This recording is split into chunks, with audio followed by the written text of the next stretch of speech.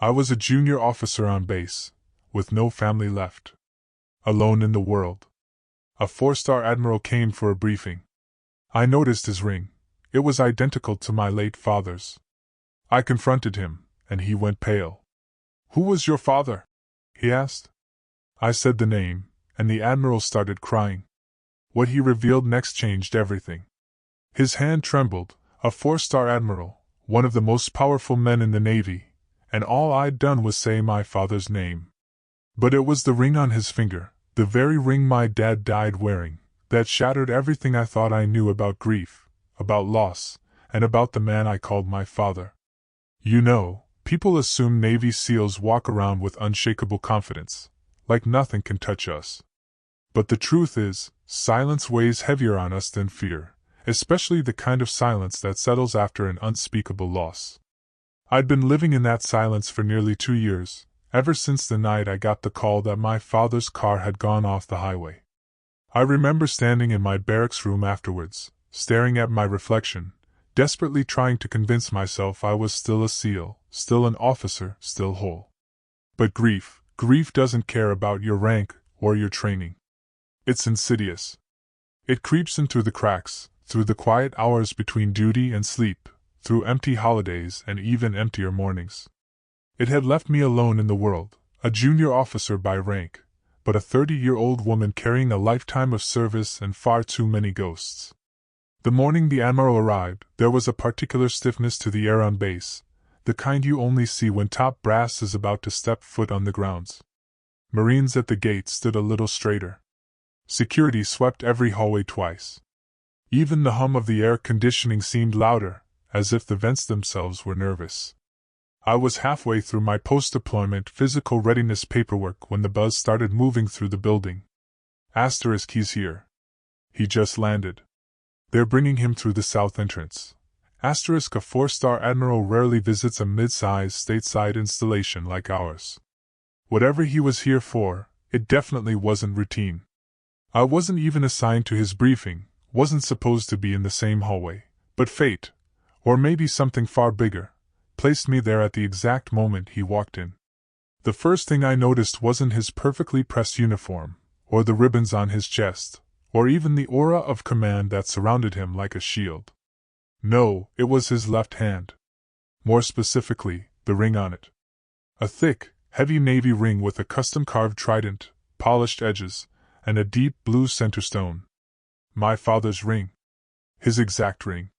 This wasn't some mass-produced piece you could buy online or at the exchange. My dad had designed it himself with a jeweler friend during his final years in the service. He wore it every single day, and when he died, they told me it had never been recovered from the wreck. Seeing it now, gleaming on another man's hand, nearly knocked the wind from my lungs. I just stared, completely still, not breathing, my heart slamming against my ribs. There was no mistaking it. Anyone who wore that ring had to be deeply, intimately linked to my father. I tried to swallow my shock, but the admiral looked up right then. Our eyes met. Maybe he saw the confusion on my face. Maybe he recognized something of my father in me, because for a split second, his expression changed. Not the polite, unreadable calm of a flag officer, but something raw, something exposed. I didn't care about protocol. I didn't care that I was a lieutenant commander, and he was a 4-star. I needed to know. So when the briefing broke and he stepped into a hallway with his aides, I walked straight toward him. "Admiral," I said, my voice steady despite my cold hands. "May I ask about your ring?" He paused mid-stride. His aides kept walking, assuming he would follow, but he didn't. He turned slowly toward me, studying my face as if trying to place a distant memory. "This?" he asked quietly, lifting his hand.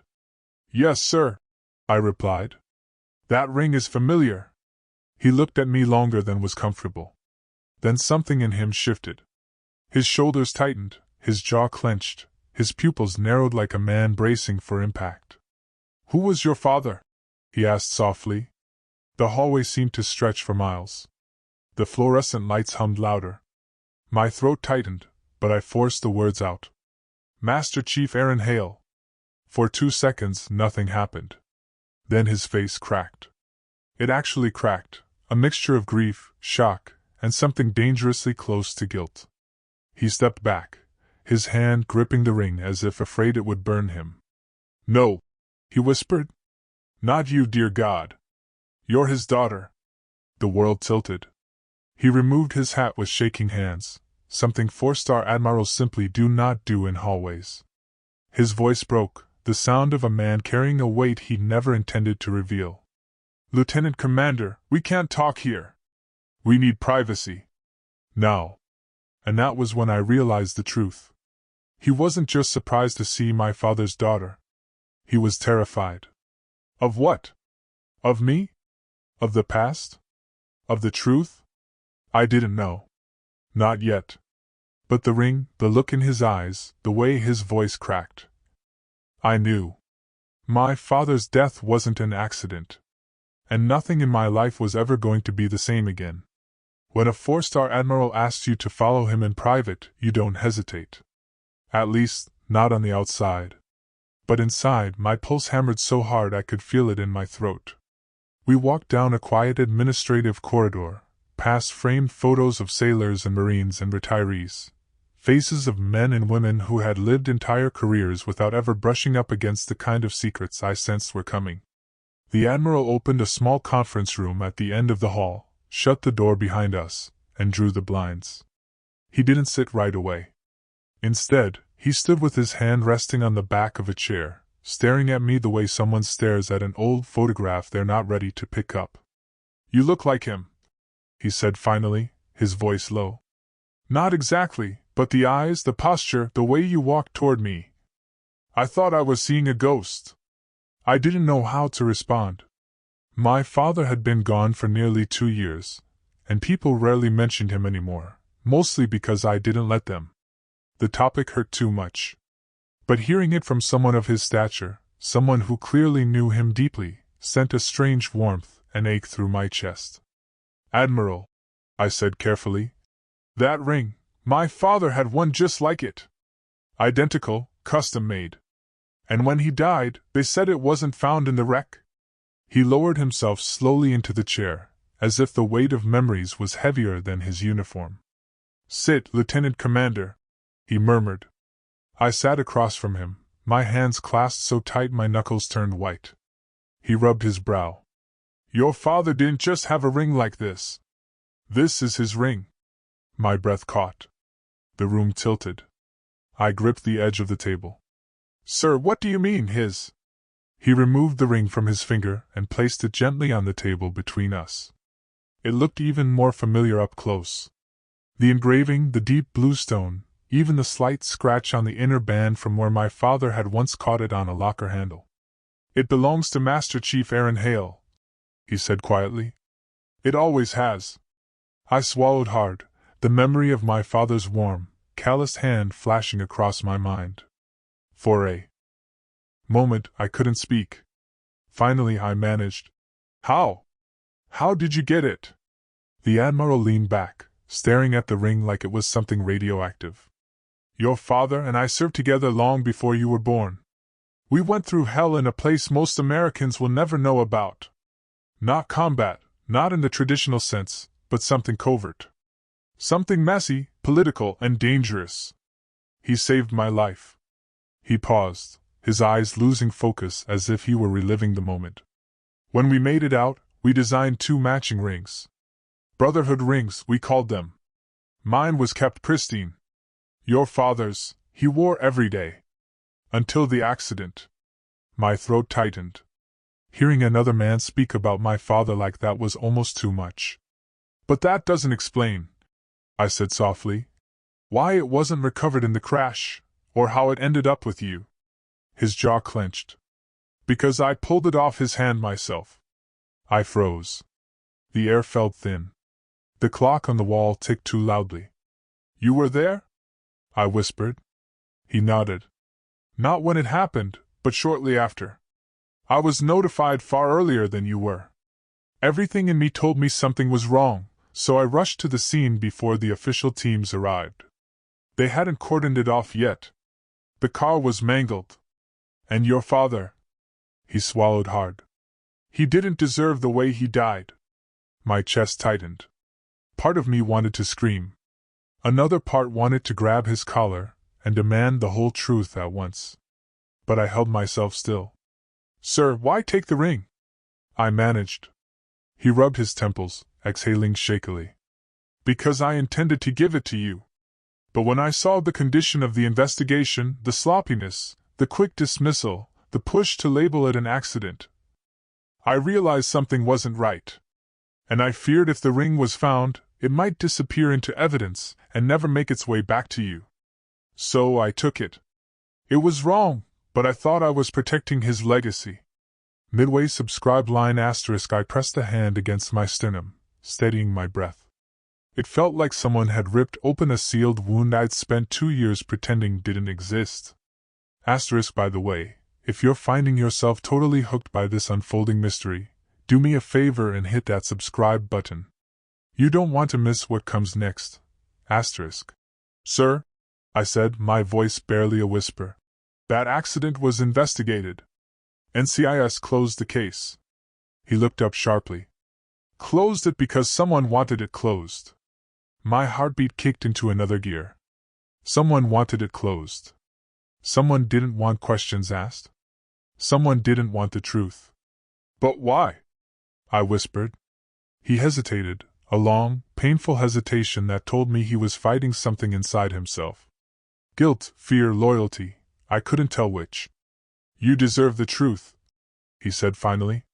But it won't be easy to hear. Your father, he was involved in something just before he died. Something that put him in conflict with people who had power. Real power. He didn't tell you because he wanted to protect your career. My breath caught. Protect my... What do I have to do with any of this? The admiral looked straight into my eyes, and the sorrow there made my skin prickle. More than you know. My pulse hammered in my ears. The room felt too small, too bright, too quiet. What are you saying? I demanded. He lifted the ring again, holding it between us like a symbol of everything he had kept buried. Lieutenant Commander, your father didn't die because of an accident. He died because he refused to let someone ruin your future. A chill swept through me from the base of my spine to the top of my scalp. My father died protecting me.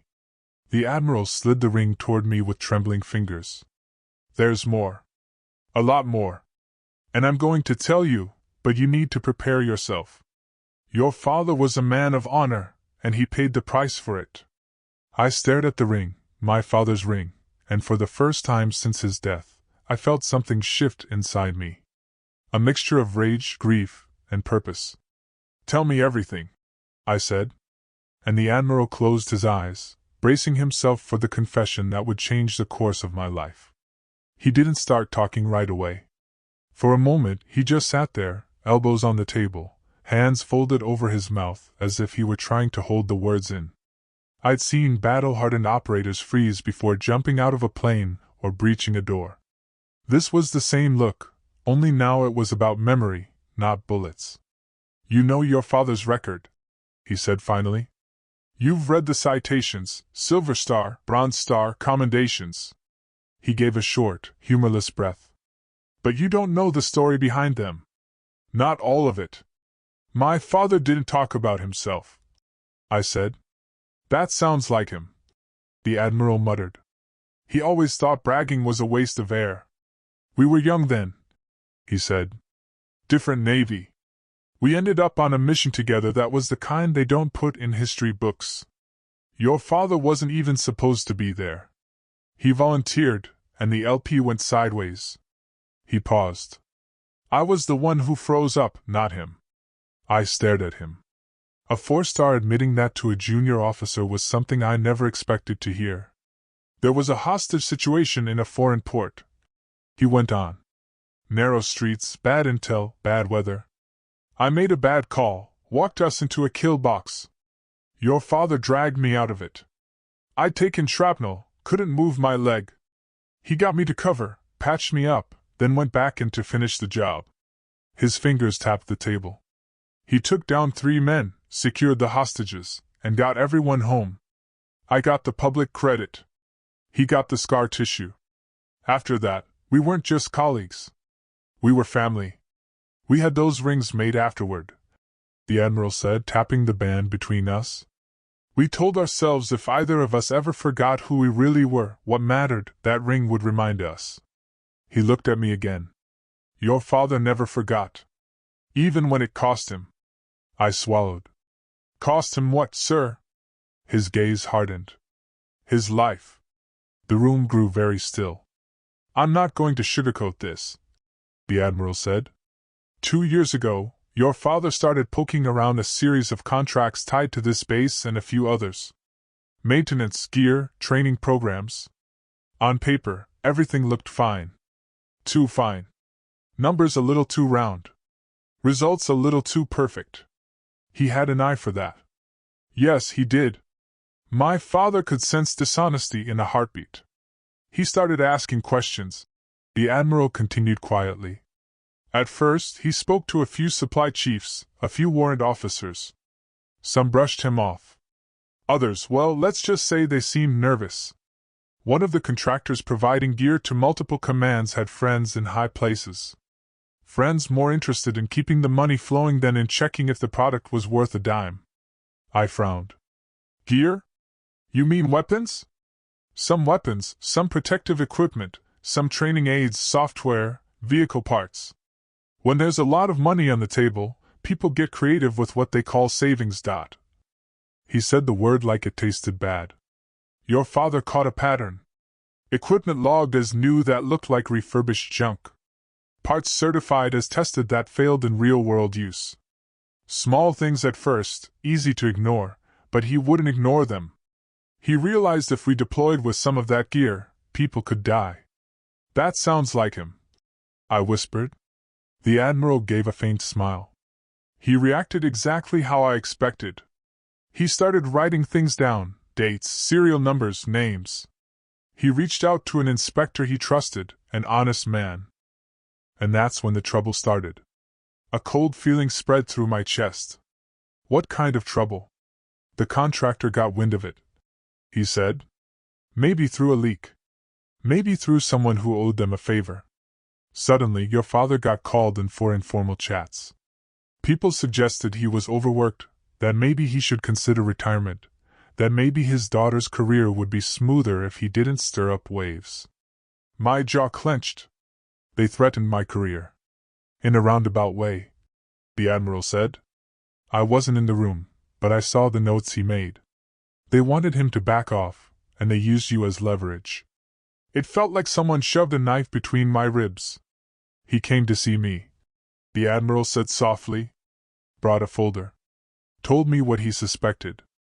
Told me they'd hinted that his ambitious daughter had a bright future, as long as he stopped digging. He shook his head. I told him I'd look into it. That I'd handle it. He laughed once, bitter. But the higher you go in this job, the more noise there is. Meetings, travel, politics. I took the folder and somewhere between one airport and another, I delayed. Convinced myself it couldn't be that bad.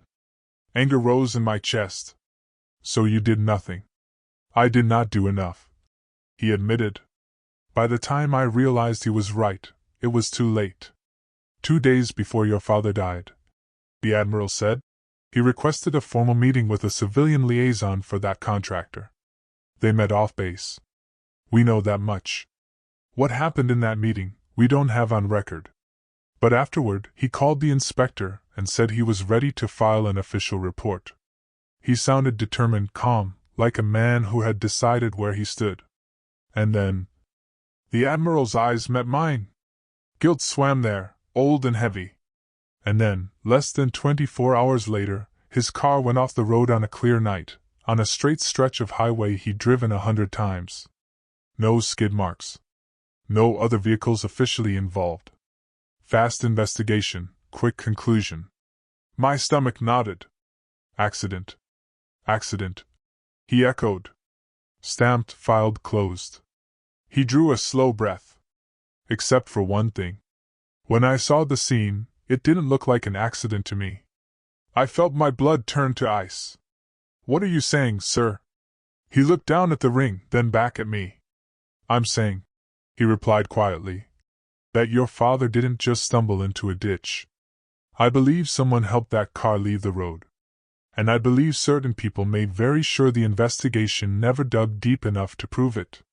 The word formed on my tongue before I could stop it. Covered up, I whispered. He didn't disagree. For a long moment neither of us spoke. The blinds were half closed, the fluorescent lights humming their cold, even rhythm. Outside the conference room, life on base moved forward, boots on concrete, clipped orders, office chatter. But in that small room, time felt suspended, like the world had narrowed to two people and a single terrible truth. My father, I said, finally steadying my voice, was killed because he refused to let corruption slide. And you knew there was something wrong. The admiral didn't deny it. He looked older than he had minutes before, like the weight of 2 years had suddenly caught up to him. Your father was one of the most honorable men I ever served with, he said quietly. But honor doesn't mesh well with certain people, especially people who profit from silence. A bitter taste filled my mouth. So who were they? Contractors? Civilians? Someone in uniform? His eyes flicked to the door, like he was measuring every word. I don't know the full list, but I know the contractor was the epicenter. A company that supplies everything from basic gear to specialized equipment. Unofficially, they're known for cutting corners. Officially, they're untouchable. I frowned. Untouchable? No contractor is untouchable. He huffed a tired breath. Most aren't. But this one has political insulation, friends in D.C., donors with deep pockets, admirals who owe them favors. That makes them very difficult to investigate. I leaned forward. And you think they're behind my father's death? I think they had motive, he said. I think they had opportunity. And I think your father rattled them enough to make him a problem. A burn of anger rose in my throat. Then why wasn't there an investigation? Why didn't you? I stopped myself, but the words still hung between us. Why didn't you do more? His gaze dropped to his hands. He clenched them, unclenched them, like someone trying to warm numb fingers. When I arrived at the crash site, the local sheriff's department was already there. They weren't thrilled to see a flag officer, and they made it clear they had no intention of questioning their assessment. That's unusual, I muttered. It was more than unusual, he said. It was rehearsed. I felt a chill crawl underneath my uniform. Rehearsed how? They kept repeating single vehicle accident, no signs of foul play before anyone even checked the car, before anyone examined the undercarriage, before anyone questioned why a man who never drank, never sped, and never drove without a seatbelt just lost control on a dry, empty road. My jaw tightened. They were planting the narrative. He nodded grimly. Exactly. And NCIS. The case was referred to them, but the paperwork was a mess. Missing attachments, incomplete photos. I reached out quietly, but by then the report was already filed. He paused. Everything about that investigation looked rushed, as if someone wanted it to disappear before a real investigator could lay eyes on it. My chest felt tight, hot. And you still waited 2 years to tell me? I was wrong, he said immediately. He didn't defend himself. Didn't hide behind rank. I thought maybe I was seeing ghosts. Maybe I was projecting guilt from that old mission onto something that was simply a tragedy. His voice cracked slightly. But the ring, the moment you saw it, the way you reacted. I knew I couldn't stay silent anymore. I stared at the ring. My father's ring. The one thing that should have been returned to me. The one thing that shouldn't have been missing from the wreck. Suddenly, everything snapped into sharper focus. Someone removed the ring. I whispered. Someone wanted it gone. And someone wanted the truth buried, he replied. For a moment my grief, quiet, cold, familiar, morphed into something new, anger. Real, searing anger. The kind that made the air feel sharp in my lungs. The kind that made my hands shake with purpose rather than pain. So what now? I asked. We just sit on this. The admiral's eyes hardened with something like resolve. No, we're not sitting on anything. But we have to be smart. This isn't a fight you win by throwing punches. This is a fight you win by pulling the right threads. I'm listening, I said. He gestured toward a binder he'd brought with him, one I hadn't even noticed until now. Thick, heavy, worn from use. Your father kept copies, he said. Everything he gathered. He was meticulous, detailed, precise. He expected resistance. He knew people might try to twist his words or bury his findings, so he backed them up. A warmth of pride and sorrow filled my chest.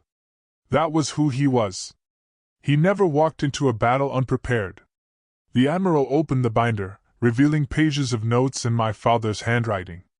Serial numbers, purchase orders, photographs of damaged gear, names, dates, conversations recorded in shorthand. My breath caught. His handwriting, his meticulous, blocky letters. It felt like he was in the room with us. He left this with me 2 years ago, the admiral said. Told me if anything happened to him, I needed to find you. I blinked hard. He planned for this, I whispered. He knew he was in danger. He suspected, the admiral corrected gently. Your father believed in the system. He believed if he presented the problem clearly, someone would listen. And no one did. I didn't. Not soon enough. Silence settled again, thick, suffocating, full of the unspoken truth between us. You want the truth, he said. You want justice. I can help you, but this won't be simple, and it won't be clean. I grew up with a master chief, I said quietly. Nothing about life is simple or clean. He gave the smallest nod. Then we start with this. He slid the binder toward me. Your father's notes, his timeline, his evidence. You need to study it, understand it. And then we go to the Inspector General. I felt something shift inside me then. A steady, grounding force. The grief that had weighed on me for years was still there, yes. But now it pulsed with direction, with purpose. For the first time since his death, I had something resembling solid ground beneath my feet. I touched the binder. My voice was steady. If he died protecting the truth, then I'll finish what he started. The admiral's jaw tightened with solemn approval. Then brace yourself, Lieutenant Commander, because once we start this, there's no turning back. I don't know how long I sat there with the binder in front of me. Minutes, an hour. Time felt like it was dripping rather than moving, each second sinking deeper into the space between grief and purpose. The admiral waited in silence, hands folded, eyes lowered, giving me room to breathe, or maybe giving himself the same. Finally, I opened the binder. The first page wasn't notes or reports. It was a picture, a photo I'd never seen. My father, younger, standing beside the admiral on some dusty foreign road. Both of them sunburned, bruised, and grinning with exhaustion. Arms slung around each other's shoulders. Camouflage faded from wear. Gasoline stains on their sleeves. That kind of grin only existed between people who survived something together. My throat tightened. The admiral watched me quietly. He kept that photo, he said. Always. I flipped the page. Beneath the photo was my father's unmistakable handwriting, the letters sharp and deliberate, for my daughter, if she ever needs the truth. A shiver passed through me. He'd known. Not what would happen, but that something might. And he'd prepared for it. I turned to the next section, rows of serial numbers paired with notes about training accidents, malfunctions, near-fatal failures. He documented each incident, the dates, the exact equipment used, the connection to the same contractor. This is enough to raise questions, I said quietly. Enough for an inquiry, but not enough to prove murder. The admiral nodded. No. But it's enough to show motive. And motive mattered. I kept flipping through pages, photos of cracked gear, shattered components that shouldn't have shattered, communication devices that had been tested and documented as fully operational despite obvious defects. Eventually, halfway through the binder, I reached a single sheet of paper, thicker, older, folded once. I unfolded it carefully. It was a letter in my father's handwriting. The date at the top was the day before he died. I glanced at the admiral. "Did you read this?" He nodded once, regret shadowing his expression. "I wasn't sure if I had the right, but I suspected it might help you someday." I took a breath and began reading. Asterisk, if you're reading this, something has gone wrong. I hope I'm wrong. God, I hope so. But just in case, there's something I need you to know. They threatened you. Asterisk, my hands trembled. I forced myself to keep reading. Asterisk, not directly. They're too smart for that. But they made it clear your future depended on my silence. They want the contracts. They want the money. They want men in uniform to keep quiet and fall in line. Asterisk, my chest grew tight. Asterisk, I would rather die than let them touch your career. So, I'm choosing to move forward anyway. Not because I'm brave, but because I raised you to become better than me. And that means standing up, even when it costs you. Asterisk, my breath hitched. He had known. He had known exactly what kind of danger he was stepping into. Asterisk, if anything happens, don't blame yourself. Don't let them break you. And don't let the truth die with me. You are my greatest pride. Live with honor. Finish what I started. Dad. Asterisk, the final word felt like a weight pressed against my heart. Dad. A title bigger than any rank, one I hadn't heard in too long.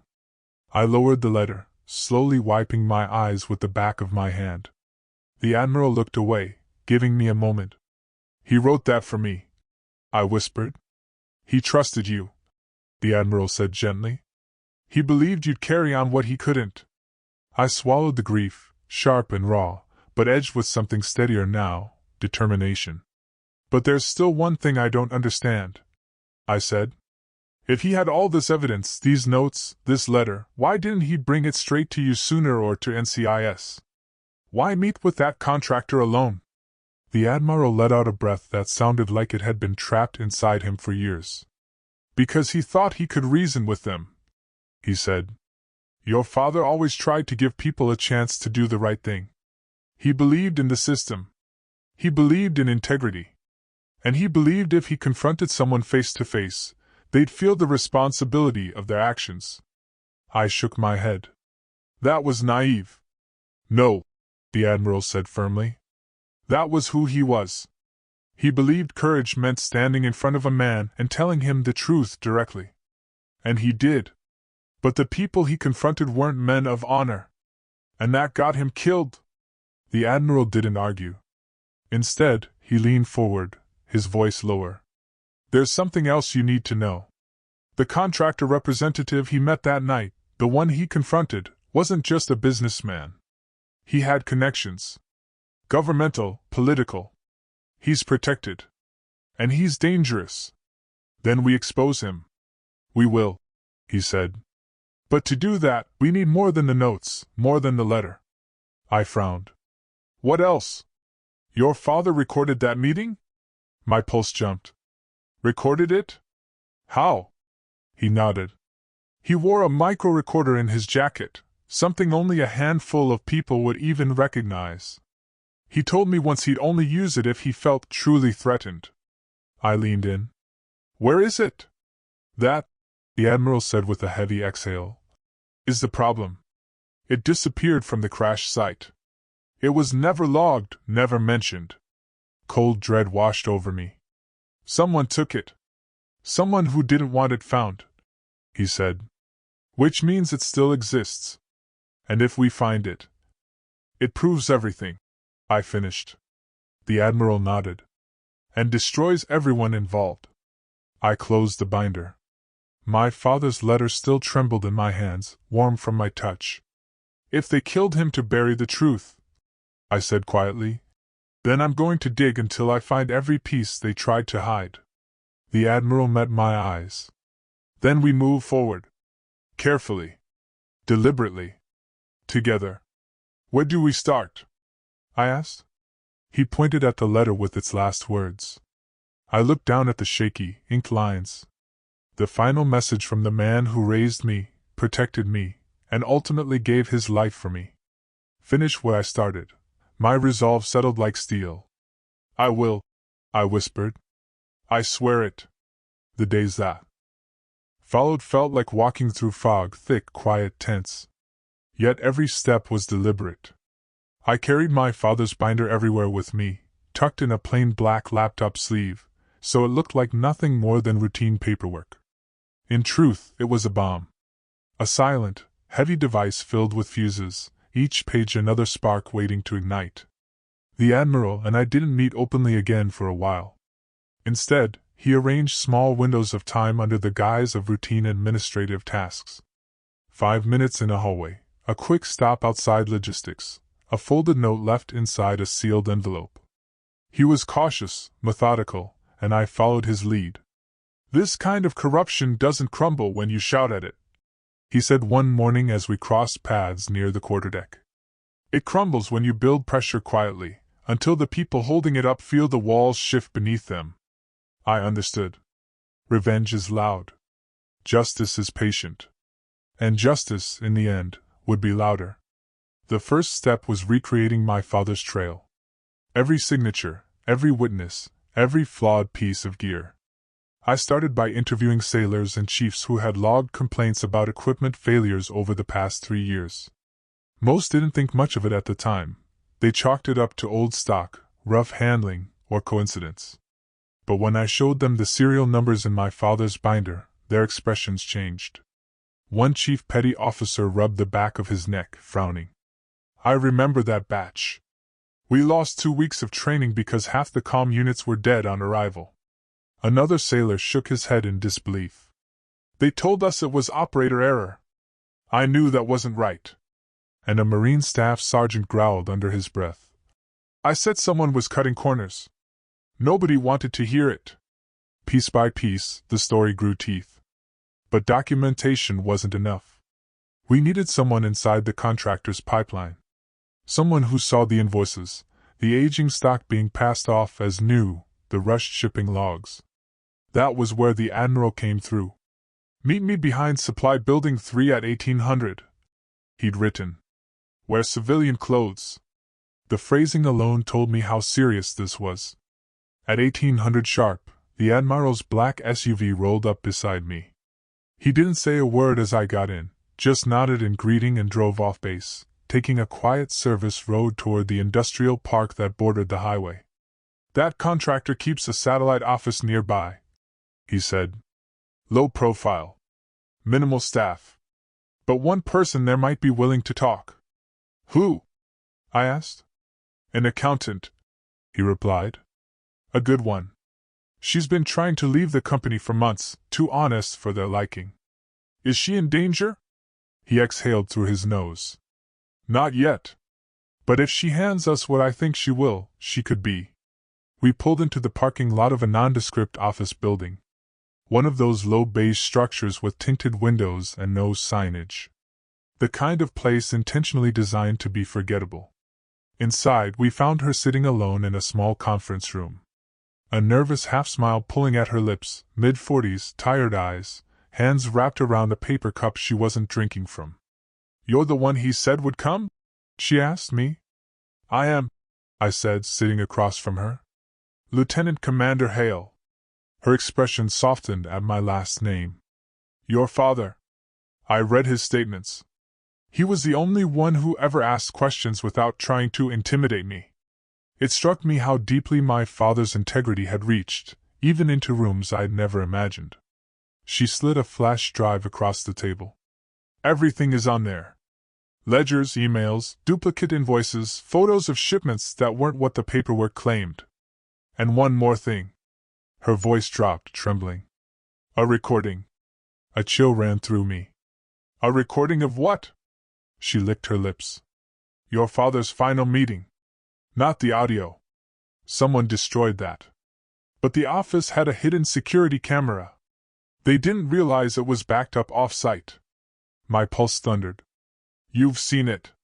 She nodded. "I watched it twice. Once because I had to. Once because I couldn't believe what I'd seen." The admiral leaned forward, jaw tight. "What's on it?" She hesitated, fear creeping over her face. "Your father wasn't arguing with the contractor rep. He was calm, direct. But that man, he threatened him. Told him he was risking his daughter's future by pushing this. And then... Her voice cracked. And then he followed your father out of the office. The angle changes, but you can see them in the hallway.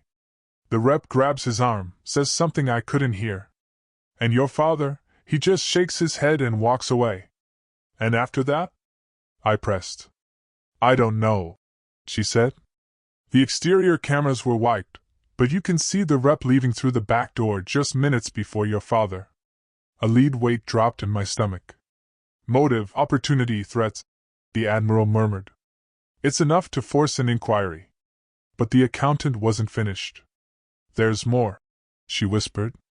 Someone inside your father's chain of command alerted the contractor that he was filing a formal report. Someone on the military side. My blood ran cold. Asterisk someone in uniform. Someone my father trusted. Asterisk. Who? I demanded. She took a shaky breath and opened a small manila envelope. Inside was a printout of a phone record. 2 calls made the night before my father died. One from the contractor's representative. And the other, from a Navy officer. I stared at the name. The blood in my veins turned to glass. A commander. A familiar one. One who had spoken at my father's memorial service as if he'd lost a brother. The admiral saw my expression. You know him? Yes, I said, my voice cold. I do. The accountant leaned back, fear etched into her features. I'll testify, she said. But if you're going after these people, you need official backing. Real authority. The admiral nodded. We're going to the Inspector General with your statement. The evidence and the binder will force their hand. For the first time since my father's death, I felt a shift in my chest. Not grief, not rage, but momentum. The truth was rising, and the people who buried it were about to be exposed. The admiral placed a steady hand on my shoulder. This won't be easy, he said. They'll deny everything. They'll deflect. They'll stall. But if we do this right, they won't escape accountability. I closed my hand around the flash drive. Then let's do it right, I said. For him. The admiral looked at me. Really looked. For him, he repeated. Ending asterisk, the Inspector General's office wasn't a place you walked into casually. The walls were bare, the lights too bright, and the atmosphere so quiet you could hear a pen drop 2 rooms away. When the admiral and I stepped inside with the binder, the flash drive, and the accountant's sworn statement, I felt the full weight of every step. It wasn't just my boots echoing on the polished tile. It was my father's memory walking beside me. We were escorted to a secure conference room, the kind made for uncomfortable conversations with serious consequences. A team of investigators filed in, 2 civilians, 1 JAG officer, 1 NCIS agent. No small talk, no polite smiles. They were here for the truth. The admiral presented the evidence first. He spoke like a man who had carried guilt for too long and had finally decided to set it down. When he described the inconsistencies in the crash report, his voice didn't waver. When he revealed the letter my father wrote, he paused only once, long enough to steady himself, before continuing. Then it was my turn. I laid out everything, the defective equipment, the sailors and Marines I'd spoken with, the pattern of manipulation, the threats, the contractor rep following my father out of the building, the phone call from the officer who had betrayed him. My voice stayed steady, but inside I felt something burning, a steady flame I hadn't had in 2 years. When we finished, the room went silent. The NCIS agent finally spoke. Lieutenant Commander, this is substantial. And it's damning. We'll open a full investigation immediately. The JAG officer added. And the officer who leaked to the contractor, he will be subpoenaed. If he cooperated in suppressing a report, he'll face charges. I didn't breathe until those words hit the air. The truth was finally moving forward. The admiral exhaled a sound so quiet most people would have missed it, but I didn't. It carried 2 years of guilt finally breaking open. The investigators asked us not to discuss details with anyone. We agreed. As we left the building, the admiral stopped just outside the glass doors, the sun casting a thin beam across the courtyard. "You did well in there," he said. "So did you," I replied. He looked away, hands clasped behind his back in that formal, absent-minded way flag officers do when they're lost in their own thoughts. "Your father would be proud." The words hit me harder than I expected. "You think so?" "I know so," he said. We stood there a moment longer before he reached into his pocket. When he turned back, he was holding something I had stared at on that conference table days earlier. My father's ring. "I kept this longer than I should have," he said softly. "Not because I wanted it, but because I couldn't face what it meant." I swallowed. "And now it belongs where it always should have been." He extended his hand. I hesitated, not because I didn't want it, but because taking it meant accepting something bigger than proof or evidence. It meant accepting the story behind it. The story he had hidden, the guilt he had carried, the truth my father had died for. Slowly, I held out my palm. The admiral placed the ring into my hand with the care of someone lowering a flag. The gold felt warm, solid, alive. I curled my fingers around it. "Thank you," I said, my voice barely more than a whisper. "No," he replied. "Thank your father. He never stopped fighting for what was right, even when the people around him didn't deserve that kind of loyalty." A gust of wind swept across the courtyard, and for a second, the air smelled faintly like engine oil and old leather, my father's scent after long days in the workshop behind our house. I closed my eyes, letting the memory settle deep inside me. When I opened them, the admiral was studying me with a look I couldn't quite name. "You remind me of him," he said. "Not just in how you look, but in how you stand, in how you carry your burdens. The world needs more officers like that." I nodded, unable to speak. The investigation unfolded over the next month. Quietly at first, then with the force of a wave gathering speed. Subpoenas were issued, bank accounts examined, emails seized. The contractor rep was arrested. The officer who betrayed my father confessed under pressure from NCIS, but attempted to frame his involvement as misjudgment. Nobody bought it. Eventually, the Inspector General published a formal report: fraud, bribery, coercion, suppression of whistleblower complaints, negligence leading to loss of life. My father's name was vindicated. His warnings were validated. His integrity was restored. At the ceremony where the Navy formally acknowledged his sacrifice, I stood in uniform, the trident gleaming under the auditorium lights.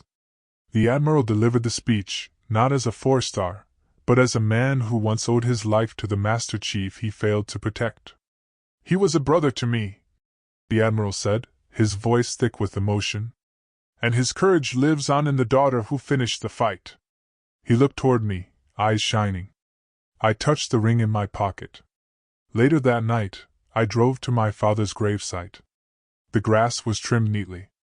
A small American flag fluttered against the headstone. I knelt down, tracing the letters of his name with my thumb. "I did it," I whispered. "I finished what you started." A breeze rustled the trees. Call it coincidence, call it faith, call it memory, but it felt like an answer. Not in words, but in the quiet assurance that he was still with me. I slipped the ring onto a thin chain and placed it around my neck.